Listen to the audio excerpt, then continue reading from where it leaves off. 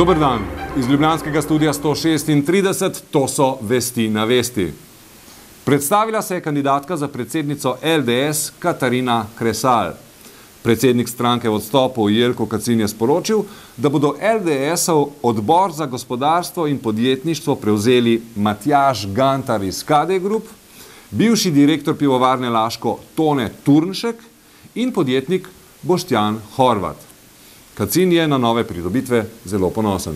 Ljudje, ki se odločijo, da bodo aktivno oblikovali oziroma sooblikovali programske istočnike te stranke, to ne delajo od danes za jutri in zagotovo ne bodo ravnali tako kot nekateri, ki so postavili pogoj. Če bo ta, bom, če ne bom pa izstopil. Noben od teh ne bo odšel ali izstopil. Vse skupaj seveda ni povezano s Katarinino kandidaturo. Ona je, kolikor vem, finančno povsem samostojna oseba. Katarina je, kot kaže, všeč vsem, tudi tistim, ki imajo pomisleke, tako kot Dušan Keber. Absolutno. Všeč mi je lupina, ne vem pa še kakšna je vsebina.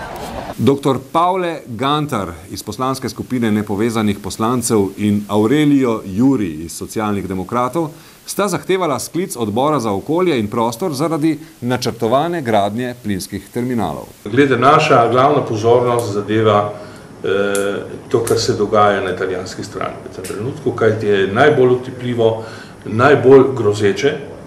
Stvar parih tednov lahko v Rimu pade odločitev o tem, da se gre v vse postopke izgradnje žaveljskega terminala. Vse to je skrito in bi radi, da se o tem poroča javnosti in državnemu zboru. Srečko Prijatelj iz Slovenske nacionalne stranke pa je pripovedoval o črnem scenariju. Lahko z gotovostjo trdimo, da bi bili, če bi imeli tak terminal, z lahkoto zanimivi za teroriste, kajti samo en večji izstrelek v to območje bi povzročil zelo veliko eksplozijo, ki bi imela katastrofalne posledice za dejansko 1/3 Slovenije. Malo verjeten, a možen črni scenarij je tudi tale. Srečko, ma nariti prečko, spred pa vrečko, not pa svečko. Plinsko. Tretje vmesno poročilo vladne skupine za nadzor Sove, ki pa je bilo celo nekoliko bolj skopo od tistih informacij, ki jih je o izsledkih nadzora razkril predsednik vlade, je tokrat predstavil mravosodni minister. Mislim, da je bilo potrebno in koristno, da se je oglasil vse pa zato, ker je bil izvan. Z vami pa ne deli teh dokumentov oziroma teh informacij, ker vi nimate pojma o tem, o kar on govori. Nisem rekel, da nimam pojma, nisem rekel, da z mano ne deli. Samo rekel sem, da ti dokumenti niso bili še uporabljeni kot podlaga za izdelavo poročila. Direktor Sove Iztok Podbregar je kljub temu, da je iz črnega fonda dvignil 7700 evrov in 464 tisoč tolarjev, zagotovil, da se z denarjem ni okoriščal. Še enkrat bi posebej poudaril, da se nikoli osebno nisem okoriščal za sredstvi iz Slovenske obveščevalno-varnostne agencije.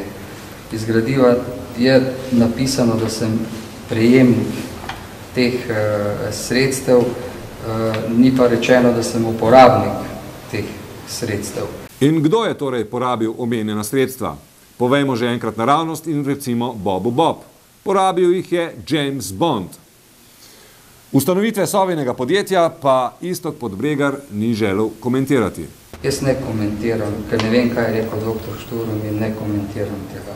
Dej rec James Bond. James Bond. Prosim. O prisluškovanju pa je Iztok Podbregar povedal tole.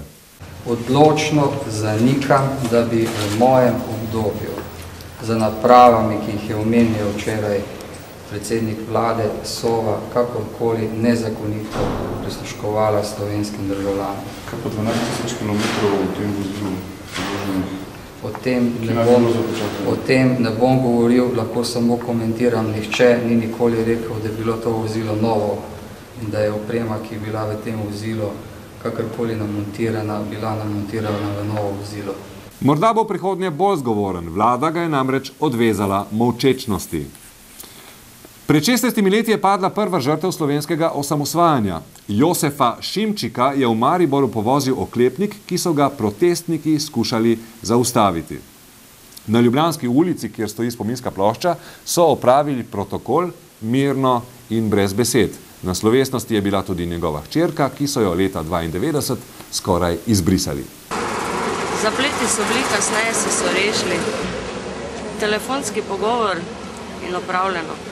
Študenti avtonomne tribune še vedno protestirajo in kot je videti, še niso rekli zadnje besede. Osnutek zakona je bil sprejet in oblikovan brez nas in nas se to najbolj tiče.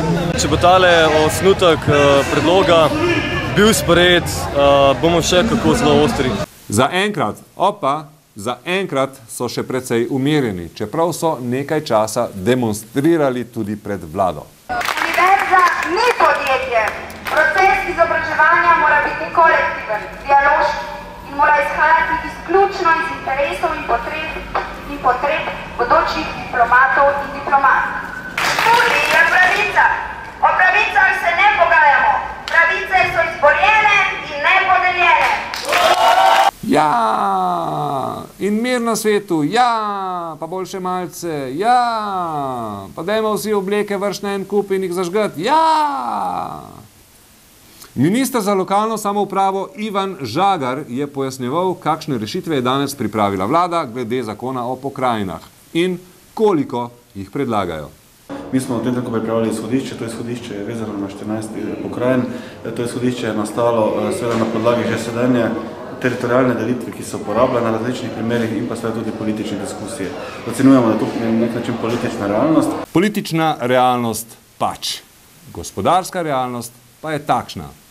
Ja, če merimo skozi indeks razvojne ogroženosti kot eno izmed meril, potem je treba reči, da osrednja Slovenija odstopa za 10-krat praktično od ostalega dela Slovenije. Danes je 25. maj, dan mladosti. Komentar Katja Lenart.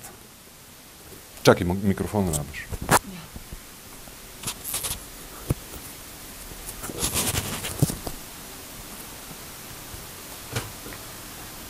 Dragi tovariši in tovarišice, dragi mladinci iz vse Jugoslavije, srčno vas pozdravljam. Danes v teh kapitalističnih časih se naš bivši prezidente, naš veliki vodja najbrž kdaj obrne v grobu, če me razumete, predvsem zaradi njegovih tako zvanih mladincev. Štafeto si podajajo politiki in reče se ji oblast. Mladinci pa se namesto na delovnih študentskih brigadah zbirajo na protestnih pohodih proti vladi. V dobrih, starih Maršalovih časih je bilo na današnji dan celodnevno slavje, bil je pouka prost dan, proti večeru pa je v Titove roke pripotovala znamenita štafeta mladosti. So mi povedali. Kakšne zgodbe narodov je prenašala ta palica? In na večer 25. maja so slovenska mesta samevala, vsi državljani so bili doma pred malimi ekrani in spremljali neposredni prenos svečane prireditve iz Beograda. So mi povedali. Najbrž ste opazili, da živimo v drugačnih časih. V časih individualizma, direktori, imenovani ministri in korporacija imenovana univerza, mladini zapirajo usta. Nič več ni zastonj in samo po sebi umevno. Veliki vodje obožujejo svojo čredo, ročice sklenejo v trikotnik, malce sofisticirano pojamrajo in čreda molči in prikimava. Veliki korporatorji so se spomnili, da bi morda uvedli šolnine, da bi veliko korporacijo privatizirali, da bi morda prijazno omogočili beg možganov.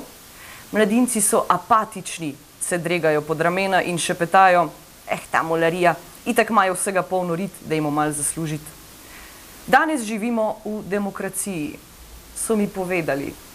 Dragi tovariši in tovarišice, dragi mladinci iz vse Jugoslavije, bomo molčali, srčno vas pozdravljam. Na mladini svet stoji, so mi povedali.